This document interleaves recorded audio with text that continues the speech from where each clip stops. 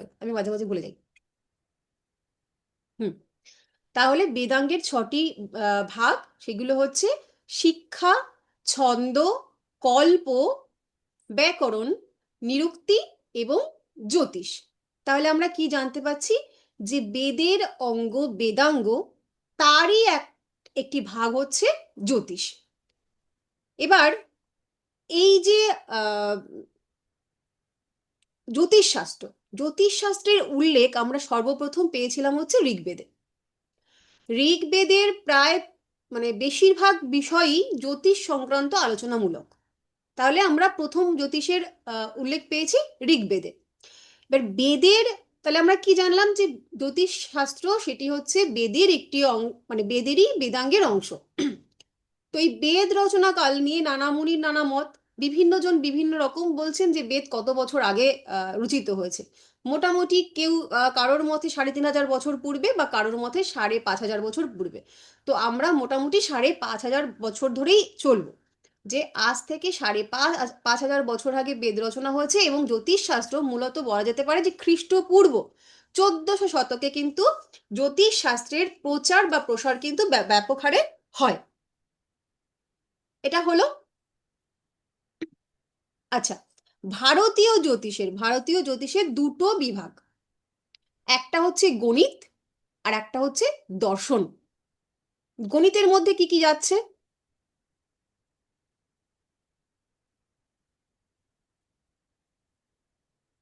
আচ্ছা, পার্বতীর কথা শোনা যাচ্ছে না, পার্বতী আমাকে শুনতে পাচ্ছে, ঠিক আছে, কোনো রকম প্রবলেম থাকতে পারে পার্বতী, পরের দিন ফোনের বা ল্যাপটপ যেটা দিয়ে আপনি ক্লাস করছেন ওটার সেটিংটা আপনি ঠিক করে নেবেন। মাইকের সমস্যা থাকতে পারে, অসুবিধা নেই।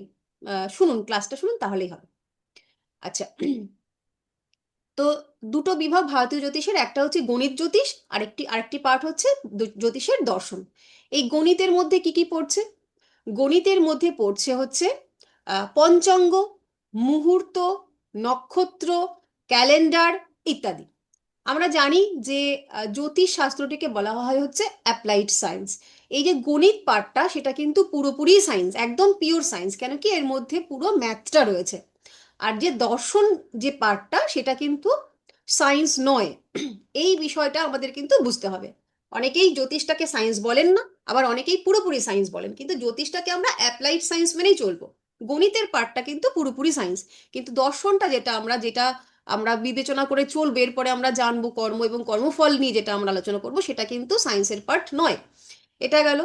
আচ্ছা, যে কোনো আমরা জানি যে কোনো ইতিহাসের বিভাজন যে হয়, যে কোনো ইতিহাসের যে বিভাজনটা হয়, সেটা তার ব্যক্তিকালের উপর, অর্থাৎ প্রাচীন, মধ্য এবং আধুনিক। তো প্রাচীন ভারতীয় যে জ্যোতিষ ছিল, জ্যোতিষের যে গণিত ছিল, সেখানে কিন্তু আহ স্থানটাকে স্থির রেখে কাল বা সূর্য, একে গতি মেনে কিন্তু স্থান মানে দেশ বা কালের বিচারটা বা ব্যাখ্যাটা করা হতো। প্রথম এই যে স্থানের ব্যবহার, সেটা শুরু করেন কিন্তু পরাশর মুনি। তিনি প্রথম কিন্তু নক্ষত্রের মাধ্যমে বা নক্ষত্রের অবস্থানের মাধ্যমে প্রথম তিনি এই স্থানের ব্যবহার শুরু করেন। এই বিষয়ে বলা যায়, মানে অনেকে বলেন যে ভারতীয় জ্যোতিষ শাস্ত্রের উপর গ্রিকের একটা প্রভাব থাকতে পারে, কিন্তু আহ, মানে পরাশর মুনিই প্রথম জোডিয়াক বা রাশিচক্র এবং 28টি যে আমরা নক্ষত্র পেয়েছি, সেই 28টি নক্ষত্র কিন্তু তারই উদ্ভাবন। এবং এটা কিন্তু তার যে শাস্ত্র, পরাশর হোরা শাস্ত্র, সেটাকে সেইখান থেকে কিন্তু আমরা প্রামাণ্যতাটা পাই। তৎকালীন সময় না হলেও সেই একই ভাবধারার আরো একজন হচ্ছেন বরাহমিহির। আচ্ছা, এই যে বরাহমিহির, তার প্রামাণ্যটা আমরা কোথায় পাই? তার যে বৃহৎ সংগীতা আছে পরাহরের, সরি, বরাহমিহিরের, সেখান থেকে আমরা সেই প্রামাণ্যতাটা পাই। এবার আমরা একটু বরাহমিহিরকে নিয়ে একটু ইন্টারেস্টিং একটা গল্প শুনবো, আপনাদের এটা জানা উচিত। আচ্ছা, বরাহমিহির আপনারা সবাই জানেন যে বিক্রমাদিত্যের সভাকবি ছিল, তাই তো? তো বরাহমিহিরের নামটা, এই যে বরাহমিহির কেন হলো, সেটা কেউ জানেন? না ম্যাডাম, জানি না। না ম্যাডাম। আমি জানিয়ে দিচ্ছি, এটা জানবেন, জেনে রাখুন, খুব ইন্টারেস্টিং। আহ বরাহমিহির, উনি উনি হচ্ছেন, ওনার নাম ছিল শুধু মিহির। আচ্ছা, আমার ক্যামেরা কি ক্লিয়ার আছে নাকি একটু ঝাপসা হয়ে গেল? একটু ঝাপসা আর একটু কালো লাগছে। কেন হলো এরকম? আমি তো দেখি এবার ঠিক আছে। এবার ঠিক আছে। আচ্ছা, বরাহমিহির পরবর্তীকালে, পরে মানে এই ঘটনাটার পরে উনি হচ্ছে বিক্রমাদিত্যের সভাকবি হয়েছিলেন। বরাহমিহিরের নাম ছিল শুধুই মিহির। যখন বিক্রমাদিত্যের সন্তান, পুত্র সন্তান হয়েছিল, তো ওই উম, রাজকুমার বা যুবরাজ যেই বলবো, তার যখন আয়ুষ্কাল বিচার হয়েছিল, তার যখন জন্মকুণ্ডলী বিচার হয়েছিল, তো একাধিক মানুষই, একাধিক জ্যোতিষী আর কি এটা গণনা করেছিলেন যে ওনার হচ্ছে ওই যুবরাজের আয়ুষ্কাল খুবই কম। ওরকম 18 বছর মতন একটা বয়স মানে নির্ধারণ করা হয়েছিল যে স্বল্প আয়ু, ওই বয়সটাতে আর কি যুবরাজের মৃত্যু হবে। একাধিক জ্যোতিষবর্গই সেই আলোচনা করেছিলেন। তো সেই সময়ে কিন্তু এই যে মিহির, তার কিন্তু জ্যোতিষী হিসাবে মানে একদম নামডাক ছড়িয়ে পড়ে, একদম প্রচার প্রসার প্রচন্ড। তো সভাসদগণ সবাই মিলে বললেন যে তাহলে আমরা মিহিরকে আর কি ডাকি, ওনাকে আমরা ডেকে আমরা যুবরাজের জন্মকুণ্ডলীটাকে আবার বিচার করি। তো ওনাকে ডাকা হয়, এবং ওনাকে ডাকার পরে যুবরাজের যে জন্মকুণ্ডলীটা সেটা আবার বিচার করা হয়। এবং বিচার করে দেখা যায় যে হ্যাঁ, এই যুবরাজ সে কিন্তু স্বল্পায়ু, তার বেশি দিন আয়ু নেই। 18 বছর বয়সের অমুক দিনের অমুক তিথিতে বরহমিহির বললেন যে অমুক দিনের অমুক তিথিতে এই যুবরাজের মৃত্যু হবে, এবং সেটা হবে হচ্ছে বরাহ অর্থাৎ শূকরের দাঁতের আঘাতে। তো এই কথা বলার পর মানে কিভাবে মৃত্যু হবে এটাও আপনারা যখন আরেকটু বড় হবেন তখন শিখবেন, শেখা মানে বলা সম্ভব, আয়ু বিচার ক্যালকুলেশন সম্ভব কিভাবে, সেটাও সম্ভব। তো আহ, যখন বললেন যে এইভাবে মৃত্যু হবে, তো যেহেতু মহারাজ জেনেই গেছেন যে তার সন্তানের মৃত্যু বরাহের দাঁতের আঘাতে, তো উনি হচ্ছেন রাজ্যের যত বরাহ ছিল অর্থাৎ শূকর, তাদের নিধনের একদম আহ, আদেশ দিয়ে দেন, এবং সমস্ত শূকর কিন্তু নিধন হয়ে গেছিল, কোনো শূকর নেই। এবং যে বছর তার যুবরাজের মৃত্যুর কথা, সেই বছর যুবরাজ কিন্তু রাজপ্রাসাদ থেকে মোটেই বাইরে বার হননি, তিনি রাজপ্রাসাদেই ছিলেন। 18 বছর বয়সের যে জন্মদিনের অনুষ্ঠান, সেই দিন আহ, রাজপ্রাসাদের উপরতলায় অর্থাৎ রাজগৃহের রাজপুত্রের যে ঘর আর কি, কক্ষ, সেখানে তার কিছু বন্ধু আর অন্যান্য রাজপুত্ররা মিলে তার আর কি বর্তমান কালের মতন করে পার্টি সার্টি হচ্ছিল। তো এরকম সময় আর কি আন্ধেরি আসে, যেটা হয় না উত্তরপ্রদেশ প্রদেশে একটা যে ধুলোর ঝড়, ওরকম একটা ঝড় আসে। তো সেই ঝড় আসার সময় এবার কিছুক্ষণ পরে আর কি মহারাজ বা বাকিরা সবাই এই রাজপুত্র কোথায় কোথায় খোঁজ হয়েছে যে রাজপুত্র কোথায় গেলেন, এরকম সময় তার বন্ধুরা বলছে যে রাজপুত্র হচ্ছে ঝড় দেখতে ছাদে গেছেন, রাজপ্রাসাদের যে ছাদ সেই ছাদে গেছেন। এবং সবাই ছুটলেন সেই ছাদের উদ্দেশ্যে। সেখানে গিয়ে দেখা গেল যে রাজপুত্র সেখানে মৃত অবস্থায় পড়ে আছেন, এবং তার মৃত্যুটা হয়েছিল ওই যে রাজপ্রাসাদের যে ছাদ, ওখানে যে স্তম্ভ থাকে, বিভিন্ন পাথর দিয়ে স্তম্ভ করা থাকে, তারই একটা স্তম্ভে ছিল একটা শুকরাকৃতির মুখ, একটা শুকরের মুখ খোদাই করা ছিল, যার দুটো বড় বড় শিং ছিল, ইয়ে ছিল ওই যে দাঁত। দাঁত। সেই দাঁতের আঘাতে কিন্তু রাজপুত্রের মৃত্যু হয়। এবং এই ঘটনার পর থেকেই কিন্তু বরাহের নামটা, এই মিহিরের নাম কিন্তু বরাহ মিহির হলো। এবং বরাহ মিহির কিন্তু তারপর বিক্রমাদিত্যের রাজ সভাপতি মানে রাজসভায় সভাকবি হলো। এই হচ্ছে কিন্তু বরাহ মিহিরের গল্প। তো এই বরাহ মিহির এবং আহ পরাশর, এদের কিন্তু মতবাদ ছিল একই। তাহলে আমরা কি জানলাম যে পরাশরজি প্রথম স্থানের গুরুত্ব দিয়েছিলেন, আর টাইম মানে তখন পরাশরজি যখন বলেছিলেন, তখন উনি বলেছিলেন স্থান স্থির, অর্থাৎ পৃথিবী স্থির, সূর্য চারিদিকে ঘুরছে। এরপর ভৃগু, তিনি আহ, স্থানের সঙ্গে সঙ্গে সময়ের গুরুত্ব দিলেন। এই ভৃগু তিনি হচ্ছেন প্রথম যিনি কিনা এই যে ফলিত জ্যোতিষ, মানে এর আগে হচ্ছে গণিত জ্যোতিষের উপরে প্রাধান্যতা বেশি ছিল, আর ভৃগু প্রথম তিনি হচ্ছেন এই ফলিত জ্যোতিষটার মধ্যে স্পষ্টতা আনলেন বা জোরালো করলেন। আর এই টাইম এবং স্থান এবং কাল দুটোকেই একসঙ্গে ব্যবহার করেন হচ্ছে জৈমিনী। তো মোটামুটি ভাবে আমরা জেনেছি যে প্রাচীন যুগের, ভারতের প্রাচীন সভ্যতার প্রাচীন যুগের শেষের দিকে মোটামুটি গুপ্ত যুগেই ভারতবর্ষে জ্যোতিষের যে প্রচারটা বা প্রসারটা কিন্তু সর্বাধিকভাবে হয়। এবং আহ, প্রাচীন যুগের শেষের দিকে মোটামুটি জ্যোতিষশাস্ত্রের একটা সুস্পষ্ট অংশ আমরা পাই, একদম সুস্পষ্টভাবে আমরা জ্যোতিষশাস্ত্রকে পাই, যেখানে বর্ণ তত্ত্ব, নক্ষত্র ইত্যাদিকে আমরা কিন্তু একত্রে আমরা পেয়েছি। এরপর মধ্যযুগে আসলেন হচ্ছে আহ, মানে 17th সেঞ্চুরি থেকে মানে 1600 শতাব্দীর মধ্যে টাইমটা। সেই সময় হচ্ছে আর্যভট্ট এসে প্রথম সূর্যকেন্দ্রিক আলোচনা মানে জ্যোতিষ আলোচনাটা শুরু করলেন। এবং তিনি তখন প্রথম বললেন যে তিনি তার মাধ্যমেই যে সূর্য থেকে পৃথিবীর দূরত্ব কতটা ঝুঁকে আছে, সূর্য এবং চন্দ্রের মধ্যেকার দূরত্ব, কৌণিক দূরত্ব, এই সমস্ত কিন্তু আর্যভট্টের হাত ধরে ভারতবর্ষে আসলো। এবং এর মাধ্যমে কিন্তু গ্রহ নির্ণয়টা সম্ভব হলো। এবং মধ্যযুগের শেষে এসে জ্যোতিষ সাবজেক্টটা সেটা হচ্ছে বিভাজিত হলো। এই যে চারটে বিভাগ, চারটে বিভাগে বিভাজিত হলো, এটা একটু আপনারা লিখে দেবেন কিভাবে কোন কোন বিভাগ। প্রথম হচ্ছে জাতচক্র। জাতচক্র অর্থাৎ আপনার যে লগ্ন চার্ট, আমরা এখন প্রত্যেকের যে বার্থ চার্ট ক্যালকুলেশন করি, সেটা প্রথম হচ্ছে জাতচক্র। দ্বিতীয় হচ্ছে মুহূর্ত চার্ট। মুহূর্ত আহ, শাস্ত্র অর্থাৎ কিনা এই যে আমরা কখন বিয়ে হবে, কখন অন্নপ্রাশন হবে, শুভ সময় নির্ণয়, এই যে এই মুহূর্ত শাস্ত্র। তৃতীয় হচ্ছে নিমিত্ত শাস্ত্র, অর্থাৎ এই মানে জাগতিক যা কিছু বন্যা খরা ইত্যাদি সংক্রান্ত যেটা আর কি নিমিত্ত নিমিত্ত উম, নিমিত্ত শাস্ত্র। তারপর হচ্ছে প্রশ্নশাস্ত্র। প্রশ্নশাস্ত্র হচ্ছে হোরারি বলা হয়।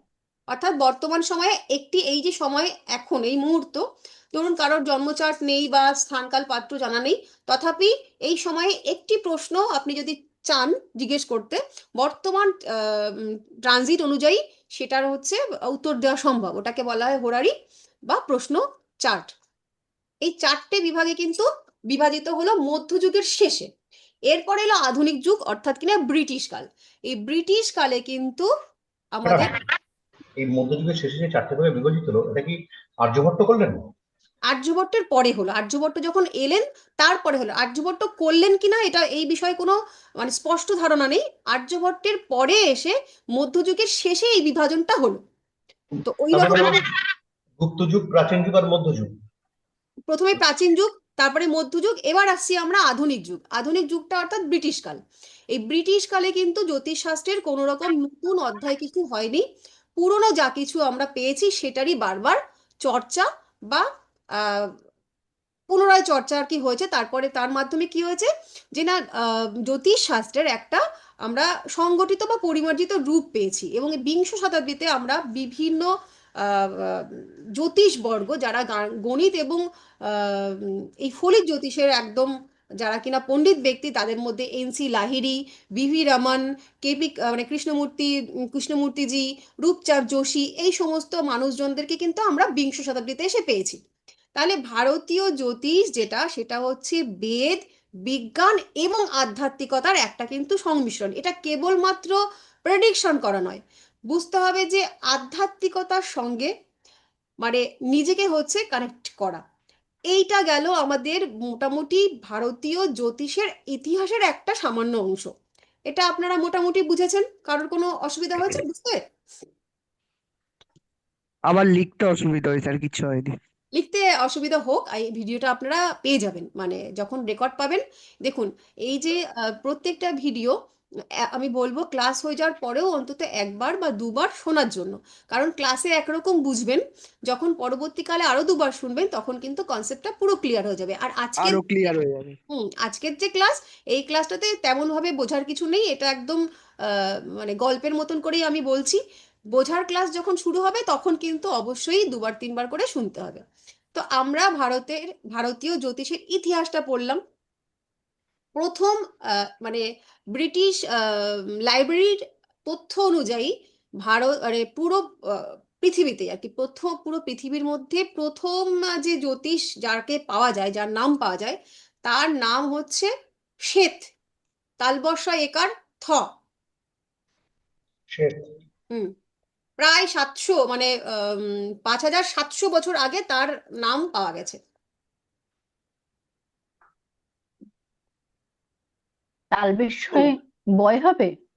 না, শুধু তালবসা একার থ। শ্বেত। হুম। আচ্ছা, ম্যাডাম, ম্যাডাম একটা কথা, এই দর্শন জ্যোতিষটাকে আপনি বলে দিয়েছেন। না এবার বলবো। এটা আমরা বললাম গণিত জ্যোতিষের মধ্যে কি কি হয়েছে, গণিত জ্যোতিষের পার্টটা গেল। এবার আমরা আসবো দর্শন জ্যোতিষ। এইটাই হচ্ছে আমাদের মূলত বুঝতে হবে। আমরা এই যে ক্লাসটা করছি এটা কিন্তু পুরোপুরি ফলিক জ্যোতিষের ক্লাসই আমরা করছি, এখানে কিন্তু কোনো রকম ম্যাথস নেই, কোনো রকম অঙ্কের ব্যবহার কিন্তু আমরা এখানে করছি না। আপনারা যখন ক্লাস করবেন, ক্লাসের পরে যখন আপনারা চার্ট তৈরি করবেন, সেটা হচ্ছে পুরোপুরি টেকনোলজি নির্ভর, অর্থাৎ কিনা মোবাইল বা ল্যাপটপে সফটওয়্যারের মাধ্যমে আপনারা অ্যাপ তৈরি করছেন, এই সরি চার্ট তৈরি করছেন অ্যাপের মাধ্যমে। আপনারা কিন্তু কেউই এখনো হাতে করে অঙ্ক করে লগ্ন বার করছেন না। তো সেটা আপনারা পরবর্তীকালে চাইলে অবশ্যই শিখতে পারেন। আমরা এই যে টোটাল কোর্সটা করব সেটা কিন্তু পুরোপুরি ফলিক জ্যোতিষের ক্লাস, এখানে কিন্তু অঙ্ক নেই। কয়েকটা জায়গাতে অঙ্ক, মানে আমরা এখন অঙ্কটা শিখবো না? না না, একটা এই ক্লাসটার মধ্যে অঙ্ক নেই, এই 2 বছরের মধ্যে অঙ্কের কোনো কথাই নেই। অঙ্কের কয়েকটা আচ্ছা, জায়গা থাকবে, নক্ষত্রের বিভাজন টিভাজনের সময় আমরা কিছু অঙ্ক শিখবো। অঙ্কের ক্লাস পুরোপুরি আলাদা, ঠিক আছে? এটা আমরা পুরোপুরি আচ্ছা। জ্যোতিষের উপরেই শিখছি। তো এই যে আমরা গণিতটা পেয়ে গেলাম, এরপর আসছে আসল জায়গা যেটা নিয়ে আমরা ক্লাসটা মূলত করব, সেটা হচ্ছে আহ জ্যোতিষের দর্শন। যেহেতু আমরা বলেছি জ্যোতিষ হচ্ছে অ্যাপ্লাইড সায়েন্স, এবং সনাতন ধর্ম ছাড়া সনাতন ধর্ম সহকারে আরো 5টি, অর্থাৎ শিখ, বৌদ্ধ, জৈন, এরকম 5টা ধর্মাবলম্বী মানুষজন তারা বিশ্বাস করেন জন্মান্তরবাদ, এবং জন্মান্তরবাদ ছাড়া জ্যোতিষ হয় না। জ্যোতিষের মূল ধারাটা, মূল যে পয়েন্ট, যে বিষয়টার উপর জ্যোতিষ শাস্ত্রটা, মানে ওই আমাদের মানে মানুষের জীবনের যে জ্যোতিষ শাস্ত্রের যে অ্যাপ্লিকেশনের জায়গাটা, সেটা কিন্তু একেবারেই জন্মান্তরবাদ নিয়ে তৈরি। জন্মান্তর ব্যাপারটাকে কিন্তু মানতেই হবে, না হলে আপনার জীবনে জ্যোতিষের কোনো ভূমিকা নেই, মানব জীবনের কথা বলছি। তাহলে এই যে জ্যোতিষের দর্শন, জ্যোতিষ কথাটা যদি আমরা ভাঙি ভাঙি সন্ধি বিচ্ছেদ করি, তাহলে আমরা কি পাচ্ছি? জ্যোতি যুক্ত ঈশ, ঈশ কথার অর্থ ঈশ্বর। তাহলে এখান থেকে আমরা কি পেলাম? জ্যোতিষ অর্থাৎ ঈশ্বরের কাছ থেকে আসা একটা জ্যোতি। সিগনিফিকেশন কি, মানে ঈশ্বর যেন একটা আমাদেরকে ইঙ্গিত দিচ্ছেন। তো এই যে ইঙ্গিত, আপনারা জানেন যে দেবতাদের যে ভাষা যারা বোঝেন, বা দেবতাদের যারা বলতে চাইছেন দেবতা কি বলছেন, তাদের কথার অর্থ যারা বোঝেন তারাই হচ্ছে দৈবজ্ঞ। এবং এই দৈবজ্ঞ কাদের বলা হয়? আপনাদের, অর্থাৎ যারা জ্যোতিষ শিখছেন, যারা জ্যোতিষ হবেন ভবিষ্যতে। দেবতারা কি বলেছেন সেইটাই আমরা কিন্তু ভাঙার চেষ্টা করব, বোঝার চেষ্টা করব, ডিকোডিং করার চেষ্টা করব। কিভাবে? চার্টের মাধ্যমে। একটা 6টা 4টে দাগ আর তার মধ্যে কয়েকটা প্ল্যানেটের পজিশন দেখে আমরা একটা মানুষের ভাগ্য পড়ব, অর্থাৎ সেই ভাগ্যটা কে লিখেছেন, সেই ভাগ্যটা ঈশ্বরের প্রেরিত কোনো দেবতার লেখা, সেইটা আমরা ভেঙে পড়ব। তো এইখানে প্রথমেই প্রশ্ন হচ্ছে ভাগ্য। আমরা প্রত্যেকেই ভাগ্যের বিচার করব। এবার এর মধ্যে বলুন, আপনারা যারা যারা আছেন, ভাগ্য কি পরিবর্তনশীল? ভাগ্যকে কি পরিবর্তন করা যায়? কারা কারা বলে, মানে মনে করছেন ভাগ্য পরিবর্তন করা যায়, আর কারা কারা মনে করছেন ভাগ্য পরিবর্তন করা যায় না? বলুন দেখি। ম্যাডাম, আমার মনে হয় আমার ভাগ্য পরিবর্তন করা যায়। আমারও মনে হয় করা ম্যাম, যায়। যায় যায় করা ম্যাম যায়। যেটা আমারও মনে হয় ম্যাডাম করা যায়। আচ্ছা, ম্যাম না, যেটা আমার মনে হয় প্রারব্ধ কিছুদিনের উপরে। পরিমার্জন করা ম্যাম সম্ভব, কিন্তু ভাগ্য পরিবর্তন সম্ভব নয়। ম্যাম হুম, যেটা প্রারব্ধ সেটা পরিবর্তন করা যায় না, মানে এমনি আমরা বৃষ্টি আচ্ছা, না হলে ছাতা খুলে বিস্তারিত বলতে হবে না, শুধু মতটা বলুন, যায় কি যায় না, অত বিস্তারিত আমি আপনাদের এবার বলবো। আপনারা শুধু মত বলুন যে যায় কি যায় না, ব্যাস। উনি বলছেন যায় না।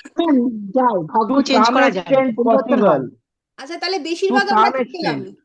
বেশিরভাগ কি পেলাম ভাগ্য পরিবর্তন করা যায় না, তাই কি পেলাম?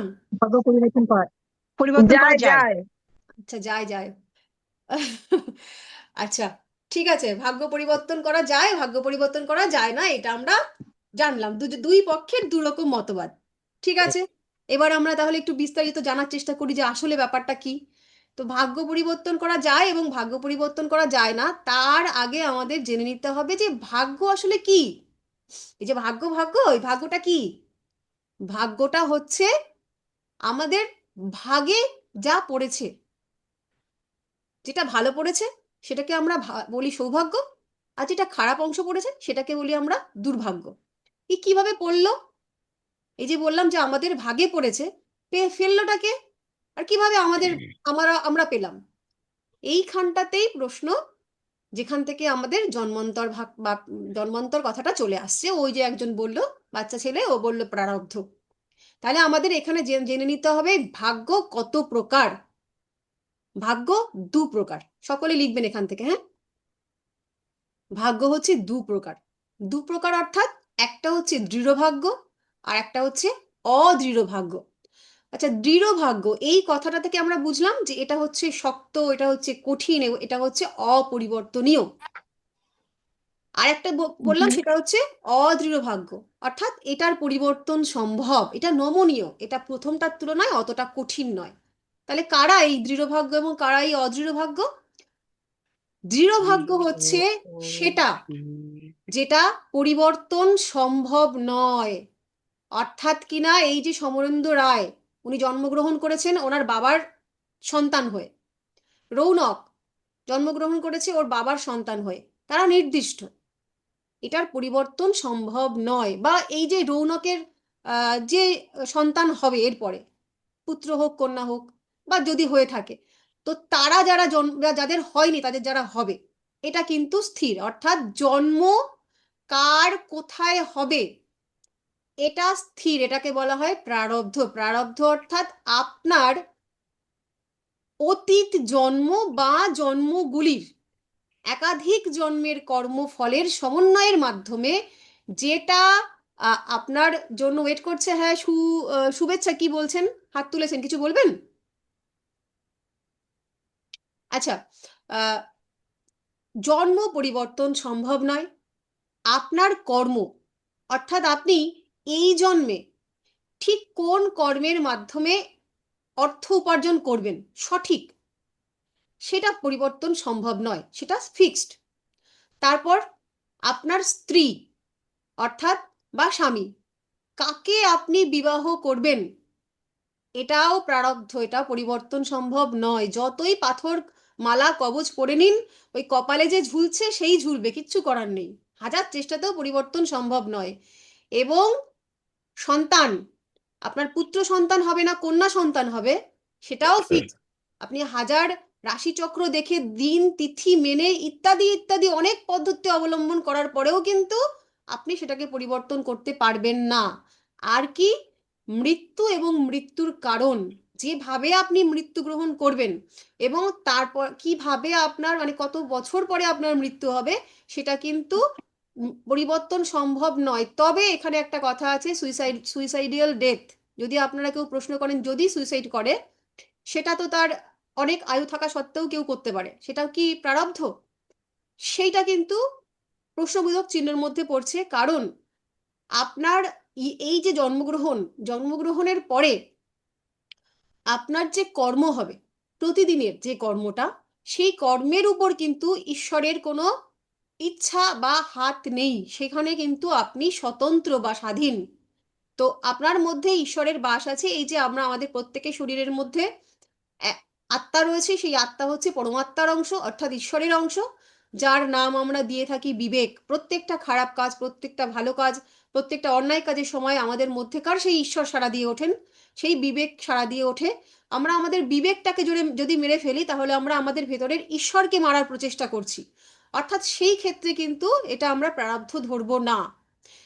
এটা গেল প্রারব্ধ, যেটা পরিবর্তন কখনোই সম্ভব নয়। আর একটা আমরা পেলাম, সেটা হচ্ছে অদৃঢ় ভাগ্য। এইটার পরিবর্তন সম্ভব। এই অদৃঢ় ভাগ্যটা তৈরি হয়, আপনারা জানেন, আপনারা অনেকবার শুনেছেন, আপনারা নিজেরাও বলে থাকেন যে ভাগ্য তৈরি হয় কর্মের দ্বারা, কর্মের উপরেই ভাগ্য নির্ভর করে। সেটা কোন ভাগ্য? সেটা হচ্ছে এই অদৃঢ় ভাগ্য। ধরুন, এটা বলার আগে আমি একটু পিছিয়ে যাই। এই যে এখানে এতগুলো মানুষ জয়েন করেছেন, তাদের প্রত্যেকের জীবন এক এক রকম, ভিন্নতায় ভরা। মানে কেউ জন্মগ্রহণ করেই ছোটবেলা থেকেই দেখেছেন বাবা গভর্নমেন্ট সার্ভিস করছেন, সেই বাচ্চাটা একদম পুতুলের মতন করে মানুষ হয়েছে, তার কোনোদিন কোনো কষ্ট হয়নি। আবার একটা মানুষ যে কিন্তু জন্মগ্রহণ করার পর থেকে দেখছেন বাবা মা স্ট্রাগল করছে, তাদের জীবনটাই ভীষণ কষ্ট, সেই কষ্টের ভাগ সে একটা নিয়ে নিল। তাহলে এবার বলুন তো, এই যে দুটো মানুষ, একটা মানুষ জন্মগ্রহণ করেছে, জন্মগ্রহণ করার সঙ্গে সঙ্গে সে একদম আদরে আদরে আদরে এবং আহ, যত্নে যত্নে সে মানুষ হচ্ছে, তার ভীষণ আহ, কোনো কিছুতে তার অসুবিধা নেই। আর একটা মানুষ জন্মগ্রহণ করে থেকেই এত কষ্ট পাচ্ছে। তো এই বিভাজনটা কি কি করে হলো? তো যে ভালোভাবে যে ভালো পাচ্ছে সে বলবে ওই যে আমার ভাগ্য, আমার ভাগ্যটা ভালো। তো আপনি তো মোটে জন্মগ্রহণ করার আগে 9 মাস মায়ের গর্ভে ছিলেন। এই 9 মাসে কি এমন কর্ম করলেন যাতে আপনার ভাগ্য ভালো হয়ে গেল? পেটের মধ্যে শুয়ে শুয়ে ঘুমিয়ে ঘুমিয়ে কি কর্ম করেছিলেন যাতে আপনার ভাগ্য ভালো হয়ে গেল? আর ওই বাচ্চাটা যার জন্ম থেকেই এত দুঃখ, এত কষ্ট, এত যন্ত্রণা, সে এমন মায়ের পেটে থেকে কি কর্ম করেছিল যে তার ভাগ্যটা এত খারাপ হয়ে গেল? অর্থাৎ এখানেই শেষ না বা এখানেই শুরু নয়। আপনি জন্মগ্রহণ করার আগে, আগের এত কতগুলো জন্ম যে আপনি ছিলেন, জন্মেছেন, এসছেন, গেছেন, সেই প্রত্যেকটা জন্মে আপনার কিছু না কিছু কর্ম, সেটা কিন্তু ঘুরে ফিরে কোথাও না কোথাও সঞ্চিত ছিল। এই যে জন্মগ্রহণ করেছেন বাবা মার হয়ে, অর্থাৎ এই বাবা মার প্রতি আপনার কিন্তু কর্ম পেন্ডিং ছিল। এমন নয় যে এই বাবা মাগুলো আপনার আগের জন্মে বাবা মা ছিল, কিন্তু তাদের কাছে আপনি ঋণী অথবা তারা আপনার কাছে ঋণী। সেই ঋণটা শোধ করার জন্যই কিন্তু আপনাদের এই জন্ম। এবং সেটা কিন্তু ফিক্সড, সেটা কিন্তু ওই দৃঢ় মানে আপনার কর্মের মাধ্যমে, আগের জন্ম বা একাধিক জন্মের কর্মের মাধ্যমে কিন্তু আপনার ওই প্রারব্ধটা তৈরি হয়েছে। সেটা কিন্তু পরিবর্তন সম্ভব নয়। আর এই অদৃঢ় ভাগ্যটা তৈরি হচ্ছে আপনার আজকের কর্ম। অর্থাৎ এরকম দেখবেন যে অনেকেই আছেন রাস্তাঘাটের কুকুর বিড়াল দেখলেই ঢিল মারে, কিংবা একটা কুকুর হয়তো পাশ থেকে যাচ্ছে, সে হয়তো একদম অবলীলায় শান্তভাবে যাচ্ছিল, মানুষটা পাশ থেকে যাচ্ছে, কুকুরটাকে একটা লাথি মেরে দিল। এটা তার স্বভাব, এরকম দেখবেন আপনারা কিন্তু আকছার দেখতে পাবেন এরকম মানুষ, যাদের কুকুর বিড়াল দেখলে গায়ের মধ্যে কিরকম একটা খুজলানি হয়, চুলকানি হয়, তাদের একটু না মারতে পারলে ভালো লাগে না। 7 দিন 8 দিন 10 দিন সেই মানুষটাই কুকুর দেখলেই মারে, কুকুর দেখলেই মারে, কুকুর দেখলে, কুকুরটার তো কোনো দোষ ছিল না, বিড়ালটার কোনো দোষ ছিল না। তো এই যে কর্মটা, এটা কি মনে হয়? এটা তো কোনো ভালো কর্ম না, তাই না? তো এই কর্মটারও তো একটা ফলাফল যোগ হচ্ছে কোথাও ঈশ্বরের কাছে। এবং 7 দিন 8 দিন 10 দিন তার ওই অভ্যাসবশত সেই কুকুরকে দেখে লাথি মেরে যাচ্ছে, এবং 9 দিনের পর 10 দিন যখন একটা পাগল কুকুর তার পাশ দিয়ে যাচ্ছিল এবং সে একই কর্ম করলো, সে লাথিটা মারলো, এবার কি ফলাফলটা এক হবে? কুকুরটা তো একদম দেবে কামড়টা বসিয়ে। এই যে আজকের কর্মের ফলে আজকের যে ভাগ্যটা তৈরি হলো, এটা হচ্ছে অদৃঢ় ভাগ্য। অর্থাৎ আজকে যে আপনার বর্তমান, আজকের কর্ম আপনার ভবিষ্যৎটাকে নির্মাণ করতে পারে, সেইখানে একটা ভাগ্য তৈরি হতে পারে। কিন্তু যেটা প্রারব্ধ, সেটা কিন্তু কখনোই পরিবর্তন করা সম্ভব নয়। এই প্রসঙ্গে একটা আবার পৌরাণিক গল্পে চলে যাই, গল্প নয়, এগুলো আপনাদের জানা উচিত। আপনারা জানেন মহাভারত, আপনারা সবাই দেখেছেন, মহাভারতের পিতামহ ভীষ্মকে আপনারা জানেন সবাই। তো আপনারা জানেন তো যে পিতামহ ভীষ্মের শরশয্যায় মৃত্যু হয়েছিল। যে ভীষ্ম জন্ম থেকে শুরু করে শুধুমাত্র একটাই পাপ, সেটা হচ্ছে দ্রৌপদীর বস্ত্রহরণের সময় সে মৌন ছিল, এছাড়া সে কোনো পাপ করেনি। হুম। তো সেই সেই কারণ, তথাপি তাকে মৃত্যুর সময় শরশয্যায় কতদিন, 16 দিন না 17 দিন ব্যাপী থাকতে হয়েছিল মৃত্যুর সময়। তো কেন থাকতে হয়েছিল? যখন শরশয্যায় ভগবান এই পিতামহ ভীষ্ম ওই যন্ত্রণা সহ্য করছেন, তখন বাসুদেব অর্থাৎ শ্রীকৃষ্ণর কাছে তিনি প্রশ্ন করেছিলেন যে আমি তো কোনো রকম কোনো অন্যায় করিনি। উনি তো ত্রিকালদর্শী ছিলেন, জানেন আপনারা। তো উনি প্রিভিয়াস লাইফের 100টা জন্ম ঘুরে এসেছিলেন। উনি 100টা জন্ম ঘুরে এসে দেখেছেন 100টা জন্মে ওনার এমন কোনো পাপ ছিল না যে পাপের ফলে ওনার এই রকম মৃত্যু হতে পারে। তো তখন ভগবান শ্রীকৃষ্ণকে যখন জিজ্ঞেস করলেন যে ভগবান, আমি এমন কি অন্যায় করলাম, 100 জন্ম পর্যন্ত আমার তো কোনো অন্যায় নেই যাতে আমার এই রকম কষ্টের মৃত্যু হতে পারে, সেটা কি এমন অন্যায়, কোন পাপের ফল এটা? তখন ভগবান বলেছিলেন যে পিতামহ, আপনি 100 জন্ম পর্যন্ত গেছেন, কিন্তু আপনি আরো 5টা জন্ম পিছিয়ে যান, অর্থাৎ 105তম পিছনে, মানে পাস্ট লাইফ। সেখানে সেই জন্মে ভগবান পিতামহ ভীষ্ম, উনি কিন্তু একজন রাজা ছিলেন, নৃপতি। উনি মৃগয়ায় বেরিয়েছিলেন। যখন মৃগয়ায় বেরোন তখন ওনার রথের সামনে একটা সাপ, সাপটার নাম আমার এখন মনে পড়ছে না, সাপটা এসে পড়ে এবং পিতামহ ভীষ্ম কিন্তু সৎ উদ্দেশ্য নিয়েই তার যে প্রহরীরা ছিল তাদেরকে বলেছিল ওই সাপটাকে তুলে জঙ্গলে ফেলে দিতে, যাতে ও গাড়ির মানে রথের চাকায় না পড়ে। এবং প্রহরী তাই করেছিল, যে সাপটাকে ওখান থেকে তুলে ঝোপের মধ্যে ফেলে দিয়েছিল। কিন্তু রাজার কর্তব্য কি? রাজার কর্তব্য হচ্ছে প্রত্যেকটা প্রজার ভালো মন্দ, ইভেন সেটা পশু পক্ষী পর্যন্ত ভালো মন্দ সম্পর্কে সচেতন হওয়া। ওই সাপটাকে যখন ঝোপের মধ্যে ফেলে দিয়েছিল, ওই সাপটা গিয়ে একটা কাটার ঝাড়ের মধ্যে আটকে গেছিল এবং সে ওই কাটার মধ্যে বিদ্ধ হয়ে না পারছিল মরতে, না পারছিল বাঁচতে, এবং প্রায় ওই রকম 16 না 17টা দিন পরে ওই সাপটার মৃত্যু হয়েছিল। এবং সেই পাপের ফল, অর্থাৎ 105 জন্ম পিছনো জন্মের পাপের ফল এই 105তম পরের জন্মে ভীষ্মকে পেতে হচ্ছে, কারণ এই 105টা জন্মের মধ্যে পিতামহ ভীষ্ম কোনো পাপ করেননি যাতে তাকে সেই পাপের ফলটা দেওয়া যায়। এই জন্মে অর্থাৎ পিতামহ ভীষ্মর ওই মহাভারতের জন্মে ওই একটা পাপ করেছিল, যে দ্রৌপদীর বস্ত্রহরণের সময় উনি মৌন ছিলেন, উনি প্রতিবাদ করেননি, উনি প্রতিবাদ করতে পারতেন। সেই যে পাপটা হলো, সেই পাপের ফলস্বরূপ তাকে কিন্তু মানে এই পাপটা ছিল বলে তাকে ওই পাপের ফলটা দেওয়া গেল, তাকে ওই মৃত্যুটা গ্রহণ করতে হয়েছিল। তাহলে এইভাবে হচ্ছে কিন্তু আমাদের ভাগ্যটা গঠিত হয়। আমরা এই জন্মে যা কিছু পাচ্ছি, সুখ দুঃখ যন্ত্রণা, সেই সব কিছুই কিন্তু আমাদের কর্মের ফল, কিন্তু সেটা কিন্তু কখনোই এই জন্মের কর্ম নয়। এই জন্মের কর্মের ফল অবশ্যই পাই আমরা, সেটা অদৃঢ় ভাগ্যের মাধ্যমে, কিন্তু আমরা যা কিছু নিয়ে জন্মগ্রহণ করেছি তা কিন্তু প্রত্যেকটাই আমাদেরই কোনো না কোনো জন্মের ফলে। যে আমরা না, তাহলে বাজে কর্ম করলে কি এই জন্মে ফল পাবো? সেটা কিন্তু পেতেই পারেন যদি দশা ধরুন ওই যে বলে না যে পাপের ঘোড়া পূর্ণ হয়ে গেলে ফল পেতে হয়। এবার যদি আপনি ওই পিতামহ ভীষ্মের মতন যদি যথার্থ একটা কর্ম এবং মানে দুষ্কর্ম এবং করে ফেলেন, যেটা পাপ হলো, এবং আপনার দশা অন্তর্দশাটা সেই সময় আসলো যে এইবার তোমাকে পাপের ফল পেতে হবে, অবশ্যই পাবেন।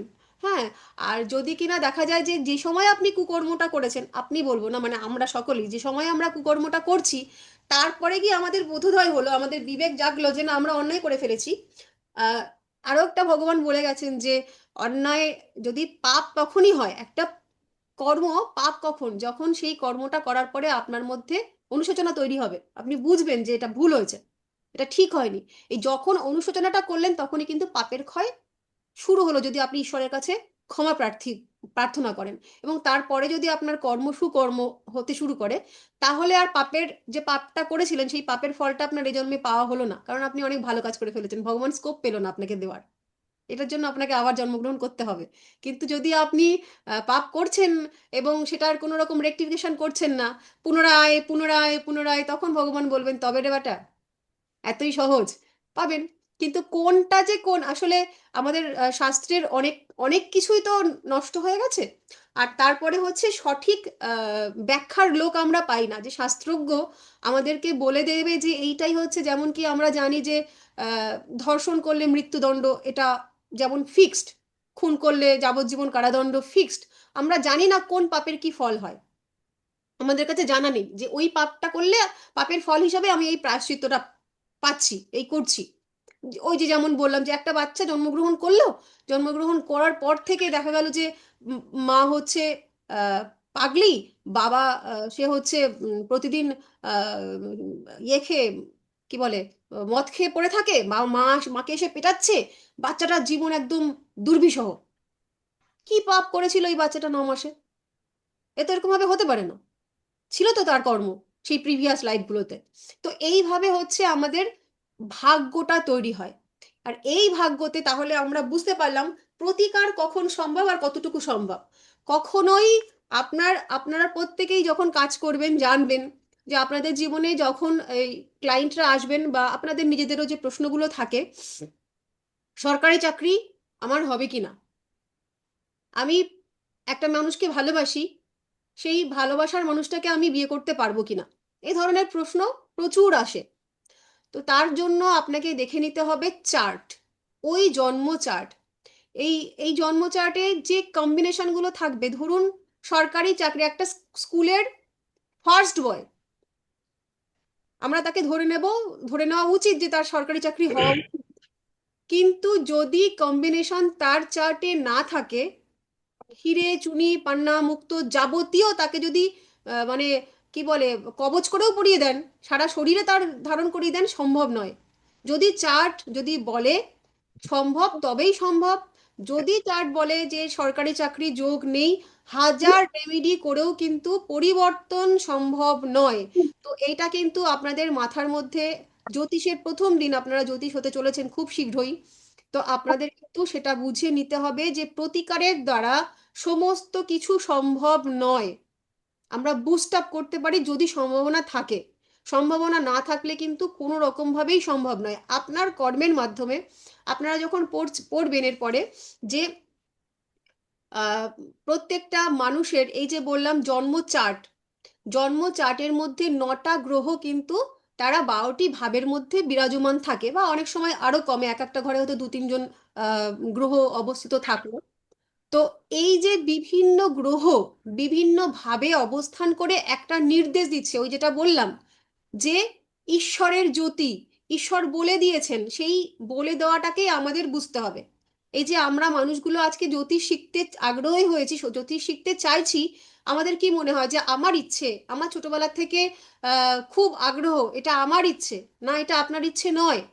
এই যে আপনি জ্যোতিষ শিখতে আগ্রহী হয়েছেন বা আপনি জ্যোতিষ শিখতে চলেছেন, এবং এই যে আজকের দিনে এতজন মানুষ, তার মধ্যেও প্রত্যেকেই কিন্তু শেষ পর্যন্ত হয়তো ক্লাস কন্টিনিউ করতে পারবেন না। অনেকেই আপনারা আজকে প্রথম দিন আমি বলে রাখছি যে আপনারা দেখবেন যে অনেকেই হয়তো মাঝামাঝি 6 মাস 8 মাস পরে হারিয়ে যাচ্ছেন। তাদের কিন্তু ওইটুকুই নির্দিষ্ট ছিল, হয়তো এই সময় নয়, আবার কোনো দশা অন্তর্দশায় তাদের হবে। যে কটা মানুষ আমরা এখানে আছি, তারা কিন্তু কেবলমাত্র এই এক জনমের জ্যোতিষ নন। আপনাদের প্রত্যেকের মধ্যেই বৈশিষ্ট্য আছে, আপনারা বলবেন আমি ছোটবেলার থেকেই না যা বলতাম তাই হয়ে যায়। আমার বন্ধু বান্ধবদের কত প্রেডিকশন করেছি, মিলে যায়। আমার মুখের থেকে কিছু বললে ওরা মুখ চাপা দেয়, বলবি না হয়ে যাবে। আমি স্বপ্ন দেখলে সেটা খেটে যায়। আমি কোনো কিছু ঘটনা ঘটার আগেই বুঝতে পারি কিছু ঘটতে চলেছে। এই ধরনের আপনাদের সবার মধ্যে আছে ইনটিউশন পাওয়ারটা। কি করে হয়, কেন হবে? একটা জন্মে হয় না এগুলো, এগুলো আপনাদের আগেও আগেও আগেও ছিল। আপনারা সকলেই জন্মান্তরে জ্যোতিষ। হয়তো আজ থেকে 500 বছর আগে একবার জন্মে জ্যোতিষ ছিলেন, তারপর আর হয়নি। আবার এবছর এই জন্মে জন্মে আমরা জ্যোতিষ হচ্ছি। হতেই পারে, হতেই পারে এই জন্মগ্রহণ করার আগে 500 বছর আপনি জন্মানইনি। দেখবেন শাস্ত্র ব্যাখ্যা তাই বলে, এমন নয় আজকে মৃত্যুগ্রহণ করলেই কালকে আমি জন্মে যাবো, এরকম নয়। অনেক আত্মা অনেক বছর ধরে অপেক্ষা করে, অনেক অনেক বছর ধরে অপেক্ষা করে। তো যাই হোক, আমরা অদৃঢ় ভাগ্য পেলাম এবং আমরা দৃঢ় ভাগ্য পেলাম। এবার এই যে আহ বললাম যে অদৃঢ় ভাগ্য, সেটা হচ্ছে কর্মের দ্বারা আহ নির্মিত হয়। এই কর্ম কত প্রকার? কর্ম আবার 3 প্রকার।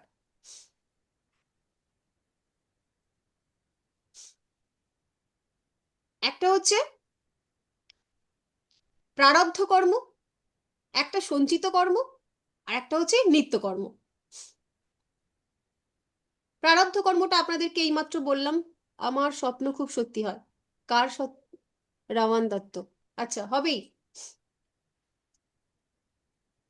ইনটিউশনটা দেয় হচ্ছে কেতু, আর কেতুর আনুকূল্য ছাড়া জ্যোতিষ হওয়া যায় না। যাদের স্বপ্ন ঠিক হয়, যারা কোনো ঘটনা ঘটার আগে আমি যা বলি তাই হয়, মধুমিতা, হ্যাঁ, তা তো হতেই হবে। আপনাদের প্রত্যেকের মধ্যেই এই পাওয়ারটা রয়েছে। কেতুর সুফল আপনারা পাচ্ছেন বলেই আজ জ্যোতিষ হতে চেয়েছেন, এবং আপনাদের প্রত্যেকের মধ্যেই কিন্তু ইনটিউশন পাওয়ারটা আছে, ছিলও, এবং সেই পাওয়ারটাকেই আপনাদের কিন্তু এই চর্চার মাধ্যমে বুস্ট আপ করতে হবে। এই যে আপনারা প্রত্যেকের বিভিন্ন রকম বয়স, যেমন ও গ্রাজুয়েশন করছে, কারোর 40, কারোর 41, কারোর 35 বছর, কেউ হয়তো 27 বছর, কারোর 28 বছর। প্রত্যেকের যে দশা অন্তর্দশা আমরা যদি ক্যালকুলেশন করি, তাহলে এই যে সময়টাই হচ্ছে আপনাদের নাইনথের সময়, অর্থাৎ কি না কোনো না কোনো রকম ভাবে আপনাদের বাচ্চার এখন আপনাদের নাইনকে কানেক্ট করে বসে আছে। ফলে এই যে এটা উচ্চ বিদ্যায় ধরবো, এটা কিন্তু কোনো সাধারণ বিদ্যা নয়। তো এই জন্য আপনারা কিন্তু এই যে গুপ্ত বিদ্যা এবং আপনারা উচ্চ বিদ্যা, এটার সঙ্গে আপনারা কিন্তু জড়িত হয়েছেন। তো আমরা কি বললাম, কর্ম তিন প্রকার, একটা হচ্ছে প্রারব্ধ কর্ম, একটা হচ্ছে সঞ্চিত কর্ম, আর একটা হচ্ছে নিত্য কর্ম। প্রারব্ধ কর্মটা আমরা জানলাম। সঞ্চিত কর্ম কোনটা? সঞ্চিত কর্ম হচ্ছে যেটা জন্ম জন্মান্তরে থেকে যায়। অর্থাৎ ওই যে একজন প্রশ্ন করলো যে আমি যা পাপ করেছি এ জন্মে, সেটা কি এই জন্মেই পেয়ে যাব? না, এই জন্মে সমস্তটা পাওয়া সম্ভব নয়। এ জন্মেও আমরা সমস্ত দুষ্কর্মের ফল পাই না, বা এ জন্মেও আমরা সমস্ত সুকর্মের ফলও পাই না। কারণটা হচ্ছে দশা এবং অন্তর্দশা। আপনাদের প্রত্যেকের জীবনে দশা অন্তর্দশা থাকবে, হুম, চেঞ্জ হবে যেটা বলো। সবসময়। এই দশা, মধুমিতা দাস, আমি গভর্নমেন্ট জব করতাম, ছেড়ে দিয়েছি মেয়ের জন্য, এখন আপনার কাছে শিক্ষা নিতে এসেছি, জানি না কি হবে। নিশ্চয়ই ভালো। এটা আপনি আসেননি, ঈশ্বর আপনাকে পাঠিয়েছে। সবকিছু আমরা পারি না, আমরা অনেক কিছু চাই। ওই যে এখানে একটা খুব সাধারণ কথা বলতে হয়, যে কর্ম দিয়েই যদি ভাগ্য তৈরি করা হতো, তাহলে তো যারা কিনা প্রত্যেকদিন সকালবেলায় সকাল থেকে রাত পর্যন্ত মুটেগিরি করে, প্রচুর পরিশ্রম করে, তারাই হচ্ছে দেশের প্রধান এবং মানে এক নম্বর থাকা উচিত ছিল। তা দিয়ে হয় না, মানে এইরকম ভাবে হয় না। তাহলে তো যে বনের মধ্যে যে কিনা গাধা, সে সব থেকে বেশি পরিশ্রম করে, তারই রাজা হওয়ার কথা ছিল। সব থেকে অলস বেটা, সে কিনা রাজা। ওই খায় আর ঘুমায়, সে কিনা রাজা হয়ে বসে আছে। এই বিষয়গুলো ঠিক এরকম। তো সবকিছু আমরা পারি না, আমাদের নিজেদের চাহিদায় সবকিছু হয় না। ওই যে সুতো হাতে বসে আছে, এবং সেটা বসে, তার কিন্তু কোনো পক্ষপাতিত্ব নেই। এই যে আমরা দুঃখ পেলে, যন্ত্রণা পেলে বলি যে ভগবান কি নিষ্ঠুর, ভগবান যে কেন আমার সাথে এইরকমটা করে, যারা দুনিয়ায় কাউকে দেখতে পায় না, আমি একটা ভালো মানুষ, শুধু আমার জন্যই এত দুঃখ কষ্ট। এটা ভগবান করে না, এটা আমরা ভগবানের কাছে দিয়ে এসছি আমাদের চিরকুটগুলো। এই নাও, আমি আমার কর্ম সেটা সঠিক সময় টুকটুক করে ফেলো। তো ভগবান হচ্ছে ওই নখানা এজেন্ট, সে হচ্ছে কোট আনকোট আমাদের চার্টে বসিয়ে দিয়েছে 12খানা ভাবে। তো সে তার মধ্যে কেউ শনি মহারাজ, কেউ মঙ্গল, কেউ রবি, কেউ শুক্র, তারা হচ্ছে বসে বসে দেখছে। তাদের কাছে মানে ফলগুলো এরকম ফল, ঝুড়ি ভর্তি ফল নিয়ে তারা বসে আছে। যেই তো কৌতুলিকা এখন যদি এই ভুলটা করে, করুক করুক, ধপাস করে এই ফলটা ফেলে দেবো, দেবো, এবার বোঝো, দুঃখ যন্ত্রণা ভোগ করে বোঝো। তো ওইটা কিন্তু আমরা অ্যাক্টিভ করতে পারি আমাদের কর্মের, ওই যেটা আমরা অদৃঢ় ভাগ্য বললাম, আমাদের নিত্য কর্ম, আমাদের রোজ যে আমরা কর্মটা করি, সেই কর্মের মাধ্যমে কিন্তু, এই ছোট্ট এক্সাম্পল দিই, ধরো আমরা প্রত্যেকে যারা একটু বাইরে কাজ করতে যাই, ট্রেনে বাসে যাতায়াত করি, কিরকম ভাবে আমরা আমাদের অদৃঢ় ভাগ্য তৈরি করি। এক্ষুনি মনে পড়লো আমার কৌতুলিকাকে দেখে মনে পড়লো, জানি না কেন, যে ধরো মেট্রোতে যাচ্ছি, আজকে আমার একটা খুব ভালো অ্যাসাইনমেন্ট জমা দেওয়ার কথা, কাজ আছে অফিসে। আমার বস হচ্ছে মহিলা। হুম।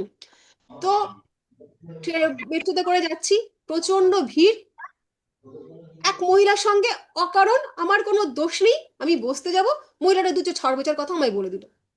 মাথাটা গরম হয়ে গেল প্রচন্ড, মাথায় মনে হচ্ছে কয়লা বসিয়ে দিলে ছাই হয়ে যাবে, এমন গরম হয়েছে। সেই গরম টকবক টকবক করতে অফিসে ঢুকলাম।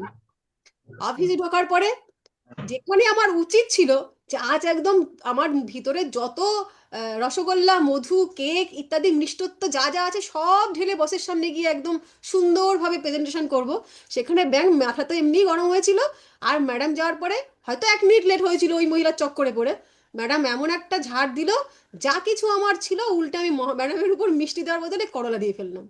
গেল আমার প্রমোশন আটকে। এই যে প্রত্যেক দিনের কর্ম, এই এই যে দেখো মজাটা হচ্ছে, এই যে হলো ঘটনাটা, তোমার ইচ্ছে ছিল প্রমোশন হবে, তুমি তার জন্য সমস্ত রকম কর্মও করে গেছিলে, একদম টিপটপ সমস্ত কাজ তুমি ফাইল বন্দি করে ম্যানেজ করে নিয়ে গেছো। কিন্তু ওই যে এক মহিলা, সে দিল তোমায় খোঁচা দিয়ে, জানো ওই মহিলাটা কে? ওই মহিলাটা হচ্ছে খারাপ মঙ্গল। যে আমি ওই, একটা কথা বলতে চাই ম্যাডাম, হ্যাঁ, আমি জানি না কেন আপনার আমাকে দেখে এটা মনে হলো। আর সত্যি আমার অফিসের বস মহিলা এবং আমি মেট্রোতেই এইগুলো হয়, যাই। এগুলো না হয়।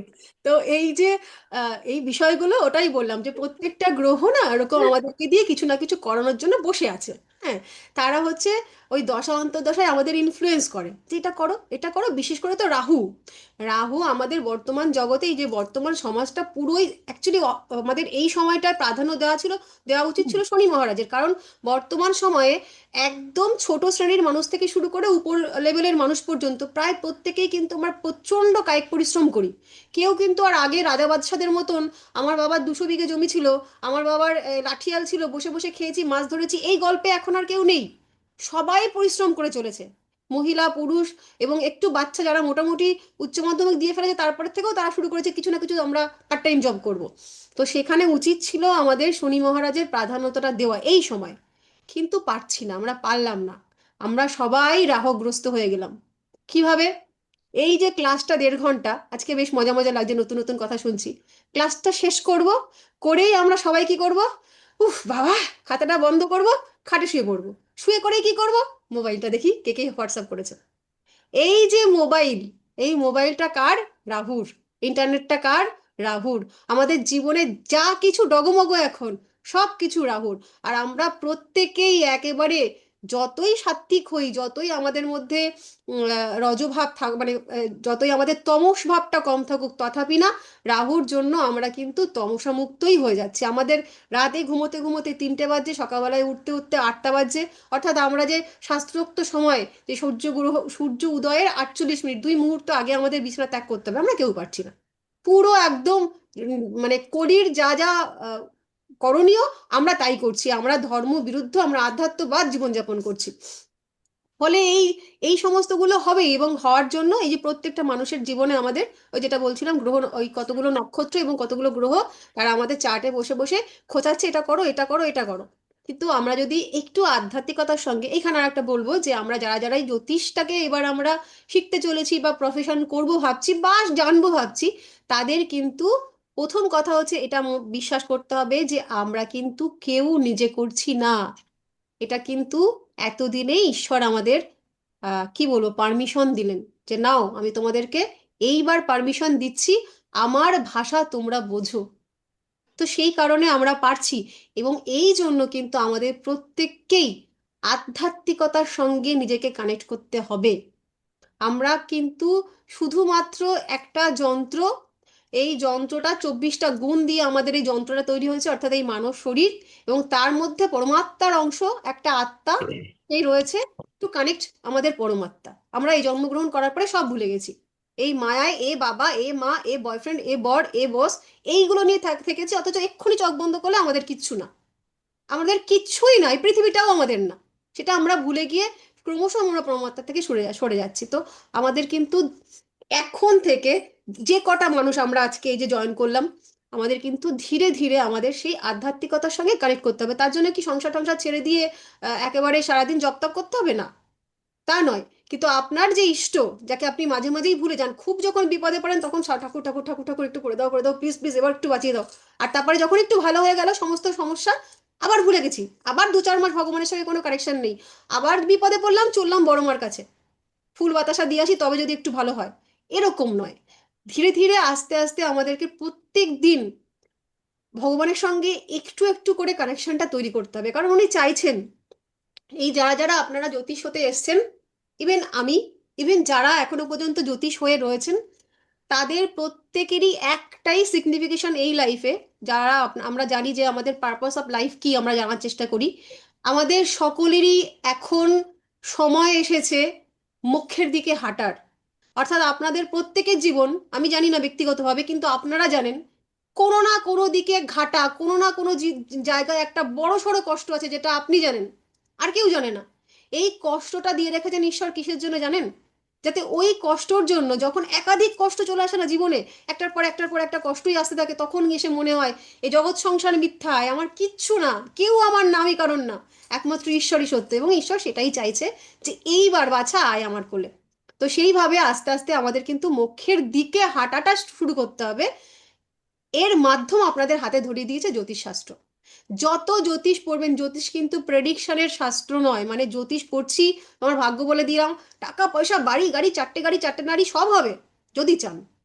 আর যদি চান যে এইখান থেকেই আমি আমার জীবনের আসল অর্থটা, কেন আমি এসছি, কোথায় আমি যাব, সেটা খুঁজে বার করতে চাই, সেটাই অ্যাকচুয়ালি ঈশ্বর চেয়েছে। আমরা তো মাঝখান থেকে 4টে বাড়ি গাড়ি নিয়ে, 4টে নারী পুরুষ নিয়ে বসে যাব, ভুলে যাব সব। কিন্তু আসল উদ্দেশ্য আমাদের সেই ফিরে যাওয়া। তো যাই হোক, আহ কর্মর আমরা 3টে ভাগ বললাম। এবার এখানে একটা ছোট্ট প্রশ্ন আসে, সেটা হচ্ছে পুরুষ এবং প্রকৃতির একটা দ্বন্দ্ব। অর্থাৎ যারা কিনা পুরুষ আকারে বিশ্বাসী আর যারা কিনা প্রকৃতিবাদী বিশ্বাসী, এই দুটো মতবাদ আছে, যেগুলোর লড়াই আগেও হয়েছে, এখনো হয়েছে, পরেও হবে, এবং তার কোনো নিষ্পত্তি নেই। অর্থাৎ যারা পুরুষাকারবাদে বিশ্বাসী তারা বলেন হচ্ছে যে আমি করি তাই আমার সঙ্গে হয়। আর যারা কিনা প্রকৃতিবাদী তারা বলেন সব কিছু ডেস্টাইন ছিল, আমি কিচ্ছু করতে পারি না। মানে এই যে আমি এখানে এসে বসলাম, বসে আমি ক্লাস করছি, এটা ঈশ্বর আমাকে দিয়ে করালেন। আর একজন বলে, যারা পুরুষাকারবাদী তারা বলে আমি যদি নেটটা অন না করতাম, আমি যদি ক্লাসটায় জয়েন না করতাম, আমার যদি এখন খুব ঘুমাতে ইচ্ছে করতো, তাহলে কি ঈশ্বর আমায় দিয়ে করাতে পারতেন? এবার এইটার না এখনো পর্যন্ত কোনো সুরাহা হয়নি, এবং আগামীতেও হবে না। তো এই দুটো নিয়েই, দুটোই সত্য, তো দুটো নিয়েই আমাদেরকে চলতে হবে। এবার এই যে কর্ম বললাম, বেদে 5 প্রকার কর্মের কথা বলা হয়েছে। এবার আমরা সেই 5 প্রকার কর্মটাকে লিখবো যে কি কি কর্ম হয়। প্রথম, নিত্যি কর্ম। প্রথম যেটা দিয়েছে সেটা হচ্ছে নিত্যি কর্ম।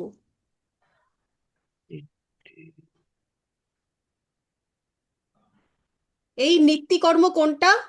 সেটা হচ্ছে ভগবানের নাম জপ কীর্তন সেবা।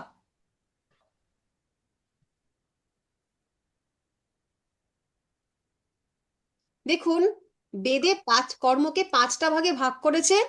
যার প্রথম কর্মটা দিয়েছে নিত্যি কর্ম, সেই কর্মটার মানে হচ্ছে ভগবানের সেবা করা। অথচ আমরা ঘুম থেকে উঠে কি করি? কতজন আছেন, আমি জানি আপনাদের মধ্যে অনেকেই আছেন যারা জপ তপ করেন, যারা ভগবানের খুব কাছের মানুষ, কিন্তু আবার অনেকেও আছেন যে এত কর্মব্যস্ত, ম্যাম সময় পাই না, ইচ্ছে তো করে ভীষণ, বিশ্বাস করুন প্রত্যেক দিন ভাবি, কিন্তু ট্রেন ধরতে হবে তো, আর 2 মিনিট টাইম আছে, দৌড়চ্ছি, কি করে পারবো? এই সমস্যায় ফেসে গিয়ে আর পারি না। তো আমিও আপনাদের আর পথ দেখাবো কি করে, রাত্রিবেলায় ঘুমোতে ঘুমোতে যদি 12:30 1টা 2টো বেজে যায়, সকালে তো সত্যি 7টায় ঘুম থেকে উঠতে কষ্ট হয়ে যাবে, কিছু করার নেই। কিন্তু তথাপি আমাদের কোনো মানে ওই যে বিভিন্ন মত অনুযায়ী ঈশ্বরকে ডাকতে যে আপনাকে ঈশ্বরের জন্য তার ঘরে গিয়ে বসতে হবে এমন কোনো কথা নেই। আপনি ঘুম থেকে উঠেও একদম প্রথমে ঈশ্বরের নামটুকু নিন, অন্তত সমর্পণ করে বলুন। এই ঈশ্বরেদের মানে দেবতাদের তো ভাষা সংস্কৃত, আমরা তো বাংলা ইংরাজি হিন্দি এগুলো শিখেছি, সংস্কৃত তো আমরা খুব কম জানি, অক্ষর কয়েকটা চিনি হয়তো, সব শব্দ টব্দগুলো ভুলে গেছি। কিন্তু ঈশ্বর আমার শব্দগুলো বোঝেন, আমার বাক্যগুলো বোঝেন। তো ঘুম থেকে উঠে যদি আমি ঈশ্বরকে বলি আমার সারাদিন তোমায় দিয়ে দিলাম, সব পুজো পাঠ তুমি নিয়ে নাও, আমার মন থেকে তোমায় একদম সমর্পণ করে দিলাম, ঈশ্বর বুঝবেন আমার এখন কাজ আছে, দৌড়ালাম, এইটুকু অন্তত বলি যে আমার আজকে সারাটা দিন, আজকে আমার যা কিছু সব তোমায় দিলাম। এই প্রথম। অবশ্যই জপ তপ সেবা এগুলো করা উচিত, যারা পারবেন করবেন, যারা পারছেন না তারা সকালবেলাটা উঠে নিজেকে সমর্পণ করে দিন ঈশ্বরের কাছে। খুব ভালো, যারা জব করেন অবশ্যই জব করবেন। আর একটা কথা বলে দিচ্ছি, যাদের দীক্ষা হয়েছে খুব ভালো, আপনাদের তো ইষ্টমন্ত্র পাঠ লাভ হয়ে গেছে, সমস্ত কিছু মানে পৃথিবীতে যা কিছু শুভ জিনিস আছে, ইষ্টমন্ত্র আর গুরুর আশীর্বাদ, এর থেকে স্ট্রং কিছু হয় না। গুরুর আশীর্বাদ ধন্য হবেন। এবং জব যারা করার জায়গাতে আছেন, অর্থাৎ যারা আপনারা ইষ্ট মন্ত্র পেয়েছেন, তারা অবশ্যই ইষ্ট মন্ত্র পান। যাদের এখনো পর্যন্ত দীক্ষা হয়নি তারা নাম জপ করুন, নাম জপ সবাই করতে পারে। অর্থাৎ যার যার মহাদেবকে পছন্দ তারা অন্তত নম শিবায়টুকু বলুন। যার যার মা কালীকে পছন্দ সে অন্তত তার জয় মা তারা জয় মা কালী এটুকু বলুন, তাতেও হবে। কিন্তু ঈশ্বরের সঙ্গে কানেক্টেড থাকুন। তাহলে প্রথম আমরা পেলাম নিত্যিকর্ম, তারপরে হচ্ছে নৈমিত্তিক কর্ম। নৈমিত্তিক কর্ম হচ্ছে এই যে সংসার জগতে থাকতে গেলে নৈমিত্তিক অর্থাৎ নিমিত্ত, আমরা প্রত্যেকে একে অন্যের জন্য থাকি। আমাদের জীবনে যদি আমার লাইফে আমার বাবা নেই, মা নেই, স্ত্রী নেই, সন্তান নেই, তাহলে আমার কিচ্ছু করার দায়ই নেই, আমি কিছুই করব না, আমি ভবঘুরে হয়ে ঘুরে বেড়াবো। কিন্তু এই যে আমার জীবনের এত কিছু, সেগুলোকে সামলাতেই আমার এই যাবতীয় কর্মকাণ্ড, অর্থাৎ অন্যের জন্য বাঁচা, এই একে অন্যের জন্য যে কাজগুলো আমরা করে থাকি, সেটা সামাজিক হতে পারে, সেটা পারিবারিক হতে পারে, সেটা কর্মখাত ক্ষেত্রের সুবাদে হতে পারে, এগুলোকে বলা হয় হচ্ছে নৈমিত্তিক কর্ম। তাহলে প্রথমে একদম ঈশ্বরের জন্য আমরা করলাম, তারপরে আমরা একে অপরের জন্য করলাম।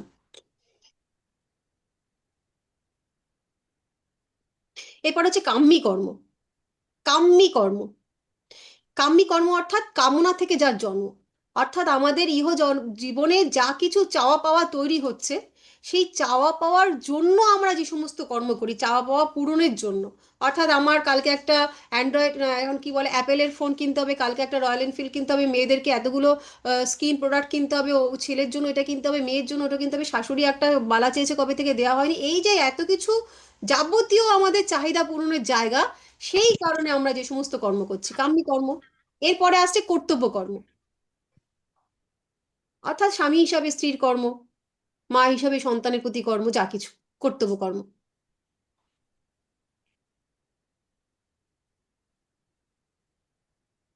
আর তারপর হচ্ছে প্রায়শ্চিত্ত।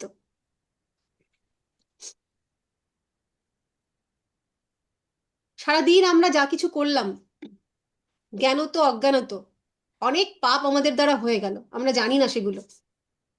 সেই পাপের জন্য সারাদিন শেষে ঘুমোতে যাওয়ার আগে অন্তত 2 মিনিট ঈশ্বরের কাছে ক্ষমা প্রার্থনা চাওয়া, যেটা খ্রিস্টানরা প্রতিদিনই করে না, আমরা করি না, আমরা মোটেই করি না। সারাদিন দাঁড়িয়ে সারাদিন পরে এসে ঈশ্বরের কাছে বলবো যে আমার সারাদিন যা কিছু অন্যায় হয়েছে তার জন্য আমায় ক্ষমা করো, আমার ভিতরের সমস্ত লোভের জন্য আমায় ক্ষমা করো, এটা আমরা কখনো বলি না। এবার এই যে এই প্রত্যেক দিন মানে যতগুলো ক্লাস আমি করেছি, এইখানটায় আসলে পরেই সবাই জিজ্ঞেস করে, ম্যাম তাহলে কি মশাও মারবো না? তাহলে মশা মারলেও পাপ হয়ে যাচ্ছে। যন্ত্রণাটা হচ্ছে তার। কেন ম্যাডাম, মশা মারাটাও তো আমার হাতেই মরবে এরকম একটা কর্মফল এইটা থাকছে আমি কেন? বলছি এখানে একটা জিনিস দেখবেন, এই ছোট্ট করে এক্সাম্পল দিই, খুব মজা পাবেন। ধরুন আপনার বাড়িতে একটা বাচ্চা আছে, বা আপনি, আপনার বরের খুব গুলুমুলু একটা স্ত্রী, খুব ভালোবাসে আপনাকে আপনার বর, আপনার গায়ে একটা মশা পড়েছে, আপনার হাজব্যান্ড দেখলো, ব্যাটটা মশা, আমার বউকে খাওয়া, তবে রে, বলে দিল একটা বাড়ি, জ্ঞান তো, এবং মশা চিপকে হাতে রক্ত দিয়ে মৃত।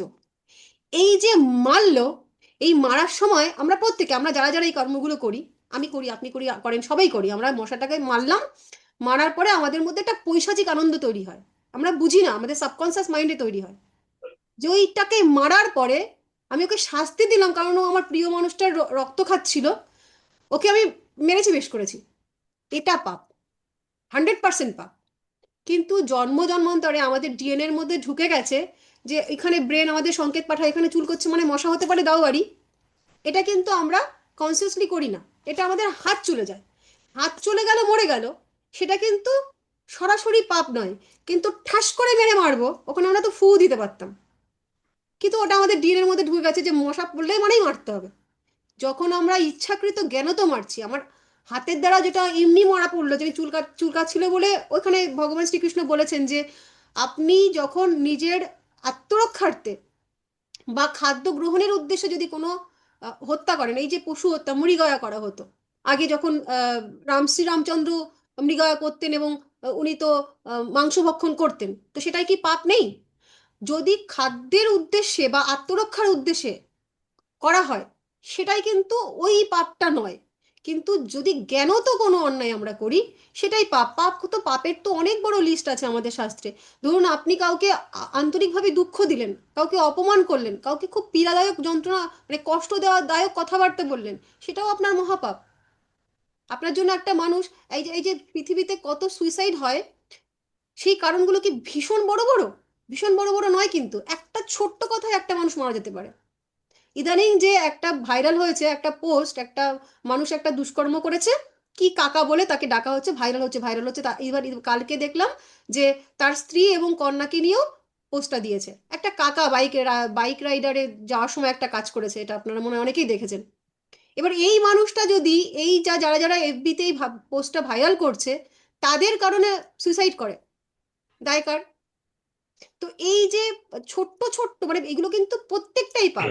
আপনি কাউকে গালি দিচ্ছেন, তাকে কুকথা বলছেন, এটাও পাপ। তো যেগুলো আমরা জ্ঞানত করি, সেইগুলো তো সবই পাপ, এবং সেই পাপের তো ভাগ আমাদের পড়বে। অজ্ঞানতেও আমরা পাপ করি, যেগুলো আমরা বুঝতে পারি না। কিন্তু তার জন্য যদি আমরা ঈশ্বরের কাছে ক্ষমা প্রার্থনা করি, যে এটা যদি বুঝেছিলাম আমার ভুল হয়েছে, আমি ক্ষমা প্রার্থনা করলাম, বা আমি যা বুঝিনি তার জন্য যদি আমি ক্ষমা প্রার্থনা করি, তো ঈশ্বর আমাদের প্রতি তুষ্ট হন। এই গেল আমাদের জ্যোতিষের দর্শন, আর আগে আমরা গণিতটা বুঝেছি। তো কারোর কোনো প্রশ্ন থাকলে আপনারা প্রশ্ন করতে পারেন, বা যদি আমি বোঝাতে পারি তো বলুন যদি কারো কিছু বলার থাকে। ম্যাডাম, আমার তো 1 লাখ মশা মারা হয়ে গেল। সর্বনাশ। ম্যাডাম, একটা হ্যাঁ কোশ্চেন। বলুন। এই কর্ম প্রথমে 3 প্রকার একবার লিখেছিলাম: পরার্থ কর্ম, সঞ্চিত কর্ম আর নিত্য কর্ম। হ্যাঁ, ওটা আলাদা কর্ম। ওটা হচ্ছে টোটাল মানে এমনি সার্বিক কর্মের বিভাগ। আর বেদ অনুসারে আমরা 5টা কর্ম পেয়েছি। ঠিক আছে, ঠিক আছে, থ্যাংক ইউ ম্যাম। হুম। আমার একটা প্রশ্ন ছিল, এই বেদের যে 5 প্রকার কর্ম বললেন তার মধ্যে নিত্য কর্মটা এবং প্রায়শ্চিত্ত কর্মটা একটুখানি আলাদা, কিন্তু ওই নৈমিত্তিক কর্ম, কাম্যিক কর্ম আর কর্তব্য কর্মটা ভীষণ মানে কাছাকাছি না তিনটে? ওই তিনটেই হচ্ছে আমাদের ইহজাগতিক কর্ম, এই জগতে থাকতে গিয়ে আমাদের যেটা করতে হয়। আচ্ছা, হুম। মানে তিনটের ম্যাম, মধ্যে সেরকম ভাবে পার্থক্য করা যাচ্ছে না, মানে খুবই কাছাকাছি। কর্তব্যের জন্য করা, চাহিদা পূরণের জন্য করা, বা পরিবারের সকলের জন্য করা, এটা না না, ঠিক পার্থক্য আলাদা। করা যাচ্ছে, একটু ভাবুন। কামনা বাসনার থেকে উদ্রেক, যে উদ্রেকের জন্য, কামনা বাসনা পূরণের জন্য আমরা যেটা করি সেটা কাম্যিক কর্ম, অর্থাৎ আপনি যেটা আচ্ছা চাইছেন সেইটা আচ্ছা পূরণের জন্য।